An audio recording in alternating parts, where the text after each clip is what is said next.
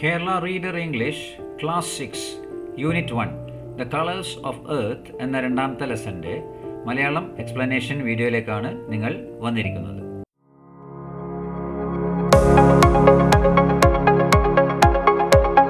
Imagine a world in just one color. Quite boring, isn't it? നിങ്ങളൊന്ന് ആലോചിച്ച് നോക്കൂ, ഈ ലോകം മുഴുവനും ഒറ്റ നിറം. നമ്മൾ എവിടെ നോക്കിയാലും ഇപ്പൊ കാണുന്ന പോലെയല്ല, വെറും ഒരു നിറമായിരിക്കും. എന്തൊരു ബോറിംഗ് ആയിരിക്കും അല്ലേ? Luckily our world is filled with a rich variety of colors and cultures. ഭാഗ്യം കൊണ്ട് നമ്മളുടെ ഈ ലോകം നിറയെ നിറങ്ങളും നിറയെ സംസ്കാരങ്ങളുമാണ്. Here's a song that celebrates the variety. അപ്പം ഈ കാണുന്ന വെറൈറ്റി ഓഫ് കളേഴ്സ് ആൻഡ് കൾച്ചേഴ്സിനെ ആഘോഷമാക്കുന്ന ഒരു പാട്ടാണ് നമ്മൾ താഴെ വായിക്കാൻ പോകുന്നത്.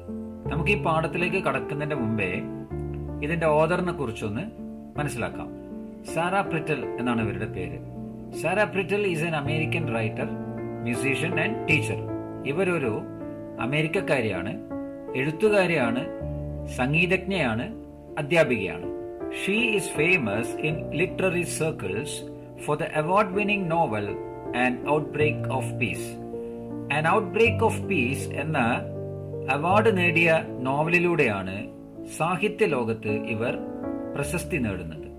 As a musician, Prittle is known for her folk music with songs about fairness, kindness and caring for the environment. ദയ, നീതി, പരിസ്ഥിതി സംരക്ഷണം ഇതിനെക്കുറിച്ചുള്ള നാടൻ പാട്ടുകളിലൂടെയാണ് പ്രിറ്റൽ ഒരു സംഗീതജ്ഞ എന്ന നിലയിൽ അറിയപ്പെടാൻ തുടങ്ങിയത്. The colours of earth, Sara Pritel. നമുക്ക് കവിത വായിച്ചു തുടങ്ങാം. We are made of the colors of earth. Each color is different. Each color is true. We are made of the colors of earth.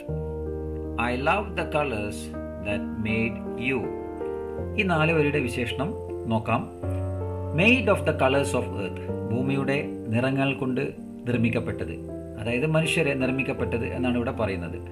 അതായത് മനുഷ്യരുടെ ചർമ്മത്തിന്റെ നിറം, സ്കിൻ കളറിനെ അവിടെ സൂചിപ്പിക്കുന്നത്. മാത്രമല്ല ഓരോ വ്യക്തിയുടെയും വൈവിധ്യമാർന്ന ഗുണങ്ങൾ, സ്വഭാവങ്ങൾ, സംസ്കാരങ്ങൾ, വിശ്വാസങ്ങൾ ഇതെല്ലാം ഈ കളേഴ്സ് ഓഫ് എർത്തിൽ പെടും. പിന്നെ പറയുന്നു, I love the colours that made U. നിങ്ങളുടെ നിറം ഞാൻ ഇഷ്ടപ്പെടുന്നു. നിങ്ങൾ എന്ത് നിറത്തിലാണോ ഉണ്ടാക്കിയിരിക്കുന്നത് അങ്ങനെ ഞാൻ ഇഷ്ടപ്പെടുന്നു. അതായത് കവിയുടെ ഉദ്ദേശം എന്താണെന്ന് വെച്ചാൽ, ഒരു വ്യക്തിയുടെ തൊലി നിറം നോക്കിയിട്ടല്ല നമ്മൾ ഇഷ്ടപ്പെടേണ്ടത്. ഓക്കെ, അദ്ദേഹത്തെ മൊത്തമായിട്ട് ഒരു മനുഷ്യനായിട്ട് നമ്മൾ സ്നേഹിക്കണം. ആ വ്യക്തിയുടെ ഗുണങ്ങൾ, സ്വഭാവങ്ങൾ, സംസ്കാരങ്ങൾ, വിശ്വാസങ്ങൾ ഇതെല്ലാം ഉൾക്കൊള്ളുന്ന ഒരു വ്യക്തിയാണ് ഒരു മനുഷ്യൻ. അയാളുടെ തൊലിയുടെ നിറം എന്തുമായിക്കോട്ടെ.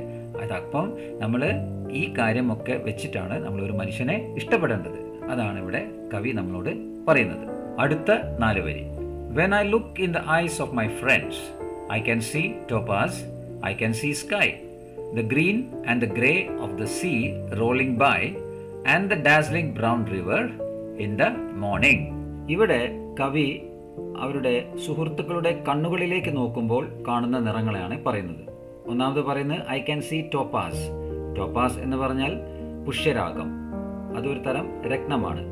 ആ രത്നത്തിന് മഞ്ഞ, സ്വർണ്ണ നിറം അല്ലെങ്കിൽ ചിലപ്പോഴൊക്കെ നീല നിറമൊക്കെ ഉണ്ടാവും. അപ്പം ഇങ്ങനത്തെ നിറങ്ങൾ കാണുന്നു. I can see sky. Sky എന്ന് പറഞ്ഞാൽ വളരെ വിശാലത കാണുന്നു എന്നാണ് അർത്ഥം.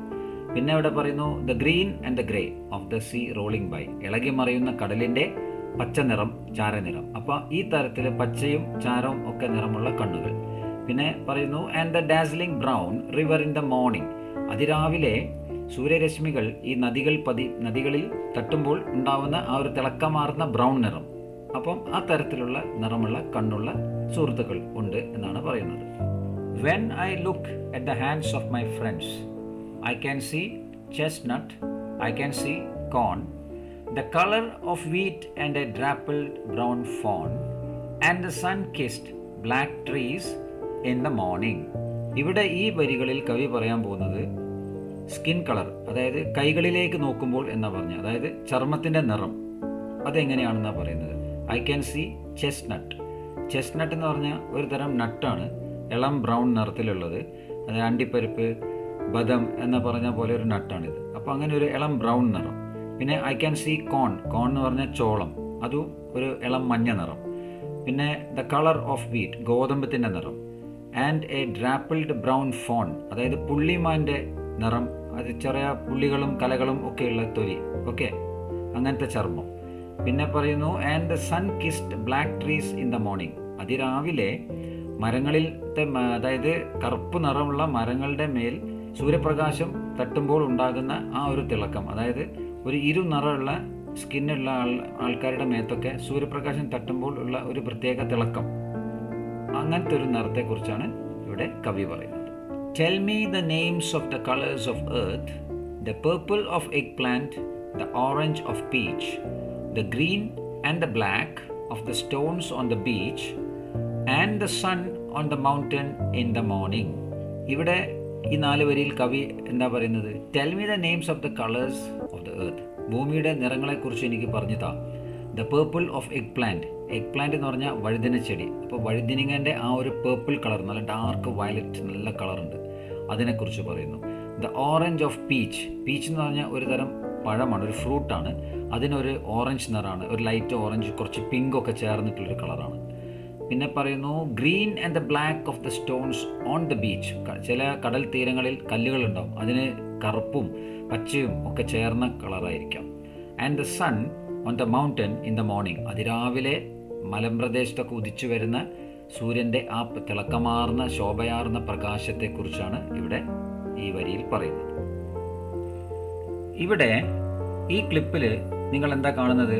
കുറേ ചിത്രങ്ങൾ കാണുന്നുണ്ട് അല്ലേ? ഇത് നമ്മളുടെ ഈ കവിതയിൽ കവി പറഞ്ഞിട്ടുള്ള കാര്യങ്ങളൊക്കെയാണ്, ഈ ഭൂമിയിലെ കാര്യങ്ങളാണ്. അതായത് ടോപ്പാസ്, ഗ്രീൻ ആൻഡ് ഗ്രേ കടൽ, ഓക്കെ, ഡാസ്ലിംഗ് ബ്രൗൺ നദി, ചീസ് നട്ട്, പേർപ്പിൾ എഗ് പ്ലാന്റ് അതിൻ്റെ നിറം, പിന്നെ ഫോൺ പുള്ളിമാൻ്റെ നിറം, ബ്ലാക്ക് ട്രീസ് മോർണിംഗ് മരങ്ങളുടെ ഇടയിൽ കൂടെ സൂര്യപ്രകാശം വരുന്ന ആ നിറം, പീച്ചിൻ്റെ നിറം, ചോളത്തിൻ്റെ നിറം, കടൽക്കരയിലെ കല്ലിൻ്റെ നിറം, മലകളിലൂടെ വരുന്ന സൂര്യപ്രകാശത്തിൻ്റെ നിറം. അപ്പോൾ ഇങ്ങനത്തെ ഓരോ നിറങ്ങളെക്കുറിച്ച് നമ്മളെ കവി ഈ കവിതയിൽ പറഞ്ഞിട്ടുണ്ടല്ലോ. അത് ഈ ഭൂമിയിലുള്ള കുറേ കാര്യങ്ങളെക്കുറിച്ചാണ്. അപ്പോൾ അതിൻ്റെ ചിത്രങ്ങളെ ഒന്ന് ഞാൻ ഇവിടെ എടുത്ത് കാണിച്ചതാണ്. Okay, Kerala reader English class 6 unit 1 the colours of earth എന്ന ഈ ലെസൻ്റെ മലയാളം എക്സ്പ്ലനേഷൻ വീഡിയോ ഇവിടെ അവസാനിച്ചു. എൻ്റെ എക്സ്പ്ലനേഷൻ നിങ്ങൾക്ക് നല്ലവണ്ണം മനസ്സിലായി എന്ന് ഞാൻ കരുതുന്നു.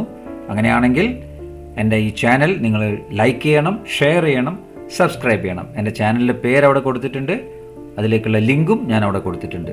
നിങ്ങളുടെ വിലയേറിയ കമൻസും നിങ്ങൾ രേഖപ്പെടുത്തണം.